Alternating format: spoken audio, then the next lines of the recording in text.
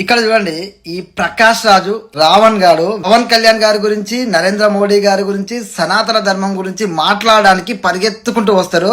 చిన్న మిస్టేక్ ఎప్పుడు దొరుకుతా అని ఎదురు చూస్తూ ఉంటారు.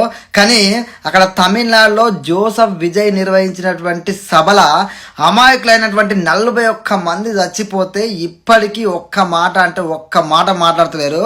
కానీ వీళ్ళు మాత్రం అక్కడ కుంభమేళా గురించి మాట్లాడతారు, పవన్ కళ్యాణ్ సనాతన ధర్మం గురించి మాట్లాడతారు. ఇంకా మనకు సంబంధించినటువంటి ఏ చిన్న మిస్టేక్ దొరుకుతుందా అని ఎదురు చూస్తూ ఉంటారు. కానీ ప్రకాష్ రాజ్ అయితే జస్ట్ ఆస్కింగ్ అని చెప్పేసి ఏదేదో మాట్లాడుతుంటాడు. ఆ రావణ్ గడ్ అయితే నోటికి వచ్చింది వానికి ఏది అనిపిస్తే అది మాట్లాడుతూనే ఉంటాడు. ఇళ్ళలో అమాయకులు 41 మంది చచ్చిపోతే వీళ్ళకి కనబడతలేరు. మన అందరం అర్థం చేసుకోవాలి వీళ్ళ టార్గెట్ ఎవరు అనేది, వీళ్ళ టార్గెట్ ఏందనేది మనకి ఇలా స్పష్టంగా అర్థమవుతుంది. సనాతన ధర్మం గురించి మాట్లాడినా, సనాతన ధర్మాన్ని పాటించే వాళ్ళన్నా వీళ్ళకి ఎప్పుడు ద్వేషమే ఉంటుంది అనేది స్పష్టంగా అర్థం చేసుకుంటారని ఆశిస్తున్నా.